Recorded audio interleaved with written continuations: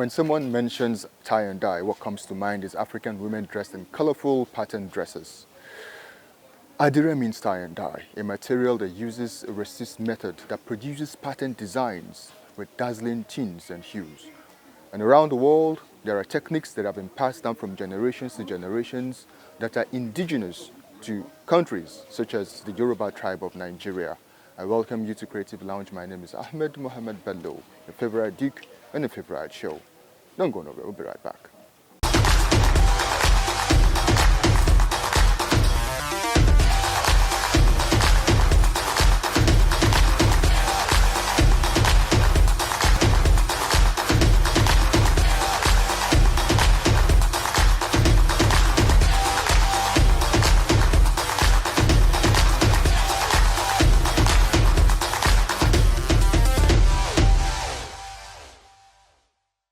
You're welcome back, and it's still Creative Lounge, and with me today on Creative Lounge is Mr. Abimbola Oluwalowose.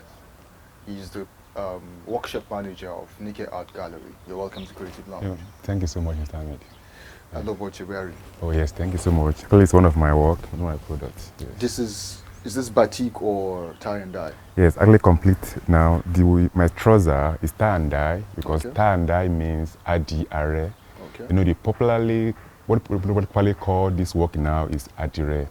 But no, Adire actually is one of the methods under Kampala. We have Kampala, we have batik. So my shirt is batik, my trouser is Kampala. But under Kampala, we have different kind of method. But one of the method is called tie and dye, which is Adire. Adire, we tie it and we dye it. Just look at, for instance, look at my trouser now. Yeah. It's completely blue. You can see some other line, which is a white. So those lines there, I use rope to tie those such part because the fabric is a white before. And I pick the fabric, I pick a rope, and I tie this part that you see the white because the effect of the rope to the fabric, it prevents the color of the fabric from the dye. So all the parts I tie here did not get into the color of navy blue. Okay, so I get that. So the part you don't want the color to get to is the part you tie? Yes. Okay. It's part I tie. Okay. But like the shirt, this one is candle wax batik. It's a method of using candle wax to design on a fabric and then dye it to desired color. So when we dye it to the color, all the effect of the wax to the fabric, it prevents the color of the fabric from all the parts that we design the fabric that are not getting to it. So we dye it to the color. And then later we soak the hot water to remove the wax. Then it becomes a fabric like this. Okay. Well, before we move into the technicalities of tie and dye, can you tell us the origin of tie and dye? Okay. Actually, in different different countries and different parts of the world, like in Asia, in America, everybody have their way. They actually started their own batik or Kampala as well too. But looking at the way of Africa, ways back in the olden days, sometimes there's a time that people normally go to the fabric, they get the cotton, and then that cotton, they remove the seed from it, and then they convert it to thread, and then they make a loom with wood, and then somebody converted that particular thread to the fabric. Okay. So you get a time when it's started dirty, they look at it, they can just throw it away. Some people also came back to another investment because they discovered that a particular leaf, which is called indigo leaf. We call it a weirlu. So that particular leaf, what they do mostly before is that if people want to go to the wall or maybe warrior, they can use it to rub their gun so they can shine, or inside the building to rub it so that it can turn to like very dark blue. So people come together and say, okay, of course, these two can make the color to change, and then they start processing that particular leaf. So when they soak the fabric into it, they get a plain color. So get a time that they discover that, how come if they discover that on part now, maybe something they just place on it, the color will more darker than others. Okay, of course, they discover that, let's begin to use raffia, like raffia grass. There's no rope then. They use raffia grass to tie some part of the fabric, and then they dye it. So when they dye it, and then they lose the raffia, so the raffia will give it the effect. All the part they tie the raffia, and the dye will not get it to the place. Actually, that's like the origin of the tie and dye. And I heard somewhere that it's originally from Ogun State. Not Ogun State, from Osun State. Okay. Because looking at they used to call a place in Osun they call Osogbo. They call Osogbo Iluaru. That means Osogbo, a place where they produce dye. And sometimes they make a proverb that Osogbo Ilu Aro ni Mbelo Osogbo. That means there's a dye in Osogbo that make women to love Osogbo. Okay. And there's a particular woman that was making a dye in Osogbo at that time. And later, they took the dye leaf as well to Ibadan. But one of Balogun from Abeokuta married from Ibadan. And then they took the Elu leaf to Abeokuta as well too. They started producing it in Abeokuta in massive. But what there is that in Abeokuta, they grow so fast by making it by having a big market. Okay. And also they do like a stamping to, if someone need order for like a mass productions, they're good in that. But the origin of this batik of our Adire is in Osogbo. Yes. So what's the difference between this tie and dye and you know, the one they produce in Kano? There's a dye pit in Kano. Yes. In Koforimata. What's the difference between this and that? Yes, the one they do in Kano is that they don't do batik mostly. They do like just plain, and they do indigo, or they do like a tie and dye. And also before in a Kano, the only as well because they discover how to be using leaf as well to produce that. And apart from that one, in a Kano in the olden days too, they get brown color from cola. Okay. They will pan the cola, and then because you know people that have not hit cola not always, you can look at their teeth actually can look brown. So discover that you can get the color from it. So they will pan the cola. So when they soak it and then you can become fermented. So when you dip the fabric into it, they achieve brown from it as well too. So before that time in the east and the north, they make use of that one to achieve brown in during this.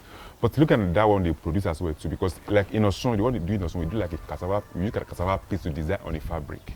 Okay. You know, for us to achieve the pattern. In the early days, our early mother would go to the farm and get the cassava, soak into the water, and then convert that particular one to the powder later. They call it like amala.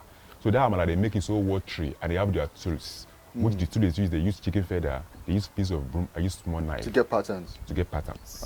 Chicken feather, they when deep chicken feather in the powder, they are in the cassava paste, bring it on the fabric, they give like something like a cuff and a circle, anything they want to do. If they don't think like a line, they use piece of broom to make those lines. They want touch to be there, they use small pointed knife and then they touch it and then get it. So when they get it, the design of the fabric like that with cassava paste, then they don't discover candle wax then. They allow it to dry on the fabric. And after it dry, then they dye it with the indigo color. So you get indigo color from the leaf. From the leaf. Yes. You get brown from kola nut. From kola nut. How do you get other colors? Because I've seen some fabrics with red and all red that. and that. There are most other color, all those ones we import them. Okay. Yes, this one are foreign color. We use chemical to mix it. Okay. Yes. So there's no color that is not achievable. There's no color that's not achievable. You can have yellow, red, green, all those ones we import most of this color. So to make a fabric, how long does it take to make one? For example, what you're wearing. What I'm wearing. Okay, actually, you know, like this one, like trouser now is something I can make in a day.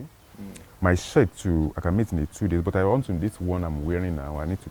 It can be like 3 days or like 1 week sometimes. Okay. Because if you look at it, have to it's a multicolor. So I'm one color is a waxing. So one color I have to dry before I begin to mix. I mean, light my candle wax and start working on it again. So I apply each of the color in 1 week. After it has been dry, you have to apply another color to get this one. For example, what you're wearing now has like it has a story on it, like a drawing. Yes. How did you achieve it? Okay, you know, looking at this now, you can see white, you can see brown, and then shapes of brown. This brown is more than this one, and then you can still see black on it. And then if you look at up here, you can see something like more lighter brown on it as well too. What there is that the first color is white. Okay. And then I use kind of white to trace all the parts that you see the white on it. Okay. So that after that one, I dye it to the color, which is lightest color here. Anytime I want to do this color, I go from light color to darker color. Okay. So when I do the lighter color here, then I dip it to the, then I cover it with wax. Okay. And after I cover it with wax, and then I take it to another color, which is this brown. After that one again, I allow it to dry, and I still cover this one with the wax again. I bring it again the wax, and then I dye it to this darker brown. I still come back and cover it with wax again. Then later, I soak it to this color, which is black, to be the final color. So all of the fabric has been full of wax before I could finish. But I apply it one after the other. I let one color to dry before I could apply wax on it. Go further. And this could take like how long? This could take now something like 3 days, 4 days. 3 days? Yes. Wow. Yes. That's a lot. Yes. You know, people see these things and just assume. I would have thought it was so easy to make. Yeah. You know. Well, what there is that there are different parts of it, because there are some parts that it's very easy, just like tan dye. It's not that too hard to make. Or you want to do marbling, you squeeze on the floor and then you do it. It's not that too. But if you want to do very complicated designs that to do with the drawing like this, actually, it's not everybody that can actually do that. Some actually even they can just do some simple one like maybe like a tan dye order. But if you really want to do some other complicated design like this, you must be somebody you can draw or you learn how to draw. Yes. So we were talking about the patterns on, you know, on the fabric. Yeah. Are there symbolic meanings to the fabric, to the patterns? You know, is there another meaning aside from what is? Yes, actually, there's a meaning, because just like in the olden days, we communicate with signs and symbols. Okay. And most of these signs and symbols are things we are using on the fabric most time in the olden days. Just like if you look at my shirt now, there's some symbols. And if you look at this one as a drawing there, the title of this one is called Celebration, because on it you can see drums, different kind of musical instrument on it. So because most of this one are being used wherever they want to do kind of occasions.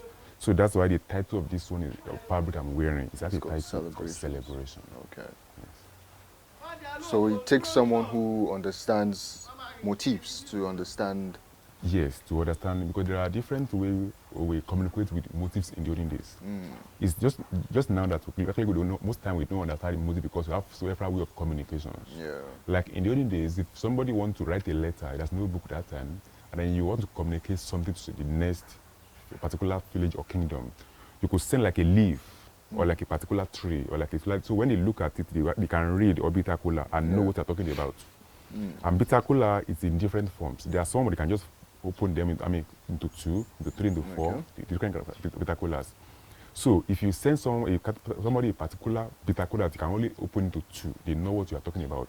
If it's one that can open to 3, you know what you're talking about. Or if somebody's not around and then the wife has been given bath, they can send like a particular sponge, soap, and another thing. So when you look at a leaf, when you look at, you know, your wife has been given bath, so and so day, either, you know it's day, and then either is a male child or female child, or a twins, or even triplets.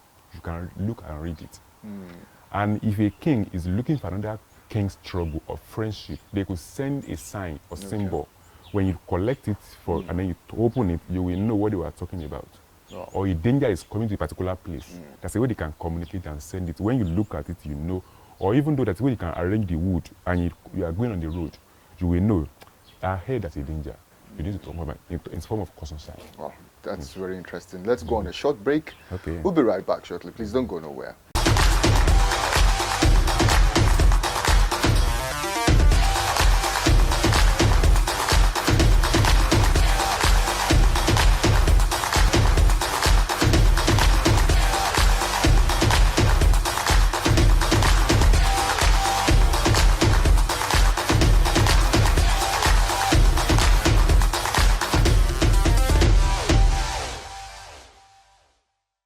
You're welcome back, and it's still Creative Lounge, and with me here is Mr. Abimbola Oluwalo Seth, the the workshop manager of Nikkei Art Gallery, and we're here talking about tie and dye batik. Just before we went on break, you were talking about the messages, you know, that these fabrics carry. Yes. You know, and you were talking about the hidden messages during those days, you know, where someone wants to, like what you're wearing right now, which means celebration. Yes. But there's this narrative that, you know, it is believed that women wear more of batik and tie and dye. Is it changing now? Because you're a man now, you're wearing something like this. Yes, actually what it is that look like the fashion industry. Most time women patronize fashion designer a lot. Okay. Because, for example, in a month now, you know, women can use a lot of money to buy a lot of fabric, but not like a man. Man thinks of some other things most times. Although there are some also have man too, that also are fashionista as well too. But in terms of that, like now we have a lot of, and sometimes depending on personality. Okay. There are some people who actually normally look for what we do, like Adire and batik. that's what they love to wear, either a man or a woman, or a woman. That every month or every week, just we have to produce for them. Okay. So those are kind of particular people's identity as well too. But even up to now, women still patronize the Adire more than men. Okay. And the market, what's it like? Is it going international? Like Yes, the market now, actually everybody is demanding for the market. Just like a couple of last week now, weekend, I was in particular place, like one of the lifetimes, and all in the compound is the white people that actually live in the place. So they call some artists, some of us, a few artists to come and just display work. And when they look at it, a lot of them patronize us a lot. And apart from that one, if you look at a lot of celebrity now, they were wearing Adire. I've seen a lot of celebrities that are reaching out to us, they will want to wear Adire for photo shoots, this and that and that. And even though if you look at the minister, when we did our opening ceremony here, and then the Minister of Women Affairs came around, she bought Adire as well too. And a lot of people everybody's wearing Adire, not like in the olden days. Before in the olden days, only people that wear, although in the past, only the rich can wear Adire. And then get a time that the rich actually left the Adire for poor. But now, rich has hijacked the market back now that they want to wear, because we can use several things to do Adire, like a silk, like a chiffon and organza, which are expensive fabric. So Adire can be on it. So that means now a lot of people, and looking at it in Africa, everybody looking at Africa because we have a lot of messages in our work. And that's why we're creative in everything we do. So now, from different parts of the world now, there's a lot of demand. From UK, from US, from other parts, from several parts of the world now, people are demanding for the work, what we do. So what is the lowest amount one could, get a fabric, an Adire fabric like this? Fabric, that's one depending on your locations and depending on where you are buying it from. Okay. Just like, it's artwork. Different kind of people have different way they do the artwork. You have to look at some of the materials you use, some of durability and that thing. So the market price actually is very good. Okay. Yes. So it could be in the range of 5,000, 10,000, depending on where I'm getting it from. Depending on where I'm getting from, and depending on who does the fabric and the material the person used for the fabric. Okay. The other time I came in, I saw you teaching some students, some youths, how to make. Yeah. You have a workshop going on here? Yes. We have a workshop going on here that we admit both permanent students and also the IT students. Okay. Some institutions normally send their students to our organization here to come and learn how to make Adire and also other arts as well too. Okay. So sometimes they send them for like a 3 months industrial training, 4 months, 6 months, and 1 year as well too. Okay. And some other people who think they want to learn Adire and they want to do it, we are doing authentic ones, so they send them to us as well too for them to train them. Okay. And when they're done, they get certified? When they are done this place, actually when most of them come to this place, because what we're actually doing here is different what they are doing in school. Okay. Because here in a school, actually sometimes they tell a lot of grammar, that thing, but here, anything they do, we make sure they do it to the level that people can buy it from them. And then also, we show them the market value of it as well too. So that means when they come here, before they leave that 4 months, they become a complete artist. Yes, that's true, because I remember when I was in secondary school, I did fine art in school, so I was able to do it, some part of it. I did some part of tie and dye and batik, but to be honest, I can't remember how to make it. But I think I'll enroll in a workshop and. Yes, of course. Anybody can, even if you still want to come and learn from us as well too, because you're always welcome. I will. Yes, we can do. And not only that, a lot of foreigners do come around and we train them. So sometimes when they come to Nigeria and say, okay, what are we taking back home? Well, let's just learn this. And like some few couples days ago now, the program, he invited me to a particular place today. I told you that I went for exhibition. A lot of people actually met me and say, oh, we would love to learn this thing before we leave Nigeria. I say, okay, no problem. We can schedule an appointment with you.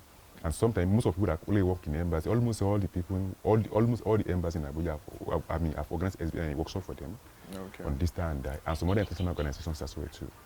So it means it's something that people actually in society today, everybody love it. This is a made in Nigerian fabric. Yes. So how do you think this is going to, be of importance to Nigerian economy?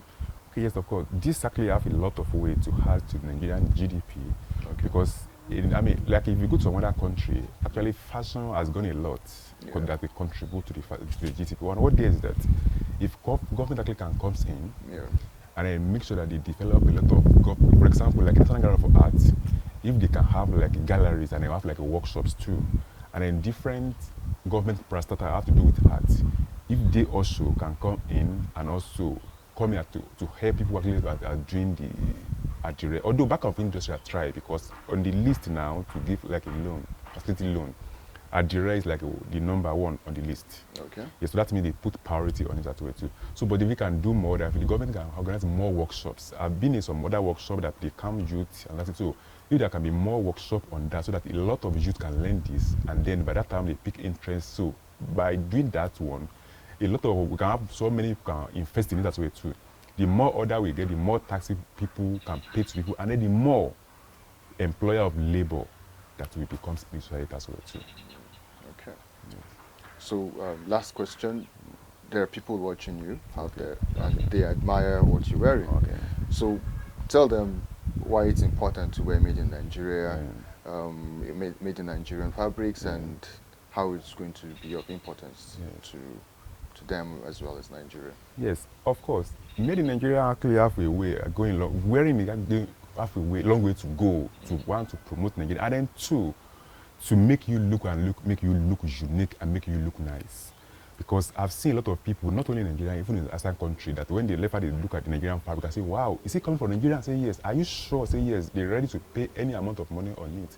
And what there is that sometimes people look at Nigerian made, it probably is inferior, material we use. No, we use a lot of durable materials for what we actually produce in Nigeria right now. Okay. If you go some different parts, even though Abba and other parts, you feel like Nigeria is doing well.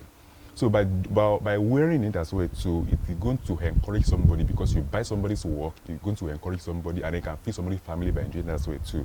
And apart from that one, you're actually promoting the cultural heritage, because most of the motifs and signs that are on the fabric as well too, somebody is going to look at it and can read it, and it can be of meaning to them as well too. Just like, and apart from that one, is someone can look at it, admire, can give somebody joy as well too. Because if you look at the color we use now, we use like a beautiful color. If it's a dark color, we make it arrange it nicely. If it's a shouting color, we make it look to flashy as well too. So those are colors that we produce now in order to make people happy as well too. It goes in a long way. Okay. You heard what he said. This is an avenue for you to make money. You can come to this workshop they do over here in Nikkei Art Gallery and enroll in the tie and dye batik workshop. These fabrics are not just for fashion alone. They carry meaningful messages, just like what he's wearing. It's called celebration, you know. And as an artist, you shouldn't just have artworks in your house alone. You can actually wear artwork, which is what he's doing right now. There's so much to do in the art industry. This is how much you can take today on Creative Lounge. My name is Ahmed Mohamed Bello. Join us same time, same station next week. Bye for now.